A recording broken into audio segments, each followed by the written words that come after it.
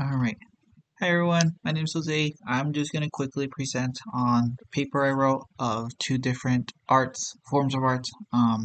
Film, Sinners, directed by Ryan Coogler, and then also Sitting Huehueteotl, a Mesoamerican sculpture.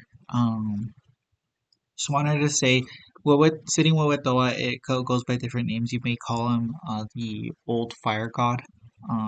Just wanted to put that out there. And starting off, the why I wanted to talk about these two different works of art, Sinners and Sitting Wowadoa, both cultures have a very huge emphasis on storytelling, which is something very fascinating as I worked through both of these arts.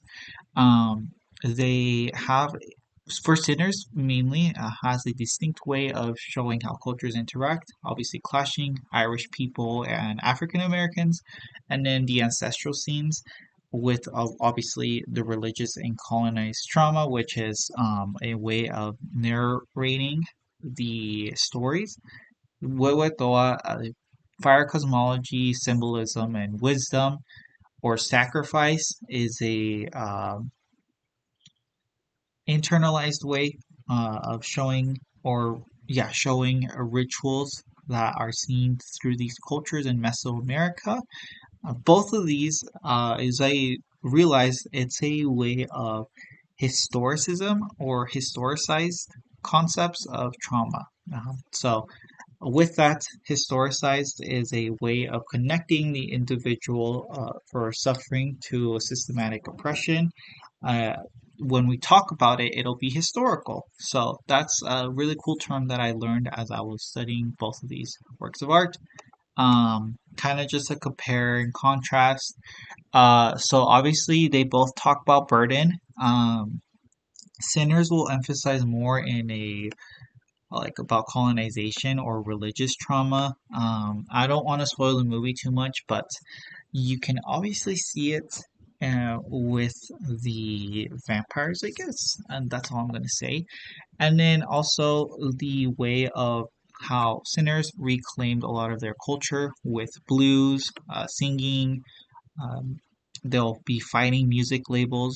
One of the scenes they don't want to accept a demon, I guess I would put it like that, because it'll ruin or it's just a way of clash of history. And then obviously psychological horrors of vampires. Burden in Huehuetoa or Mesoamerican culture is a way of obviously the hunchback, which is very obvious, and then rituals, cosmology or the philosophy, constant change all the time in our world, and then also pain, oftentimes misrepresented as something that we glorify. And then I kind of just wanted to conclude really quickly.